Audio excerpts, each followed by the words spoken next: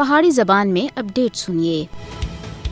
مقبوضہ جموں کشمیر وچ RSS دی حمایت والی مودی حکومت تمام اختلافی آوازاں کو دبانے دے واسطے بھرپور کوشش کر رہی ہے۔ بھارت کشمیری عوام دی آزادی دی آوازاں اور سیاسی اختلافات کو دبانے دے واسطے سفاکانہ اور بدنام زمانہ قوانین، پالیسیاں، ناپاک حرباں اور غیر قانونی طریقاں دا استعمال کر رہا ہے۔ 5 اگست 2019 وچ مقبوضہ جموں کشمیر دی خصوصی حیثیت دی منسوخی دی بعد تھی اختلاف رائے دی آزادی دے اوتے پابندی وچ بڑی حد تک واਧਾ ہویا ہے۔ مقبوضہ جموں کشمیر وچ ہر کشمیری خوف اور دہشت کے ماحول وچ زندگی گزار رہا ہے۔ مقبوضہ جموں کشمیر دی عوام کو اپنے ضمیر دی گل کہنے دا پورا حق حاصل نہیں ہے۔ دنیا دی نام نیاد سب سے بڑی جمہوریت ہونے دا دعوے دار بھارت مقبوضہ جموں کشمیر دی عوام دے بنیادی حقوق تے انکار کر رہا ہے۔ مودی کو یاد رکھنا چاہیے کہ عوامی تحریکاں کو زبردستی اور ہتھیاراں دے زور دے تے شکست نہیں دیتی جا سکتی۔ کشمیری عوام اقوام متحدہ دی قرارداداں دے مطابق اپنے حق خود ارادیت کا مطالبہ کر رہے ہیں۔ مودی اختلاف رائے دی آوازوں کو دبا کے کشمیری عوام دی تحریک آزادی دی خواہش کو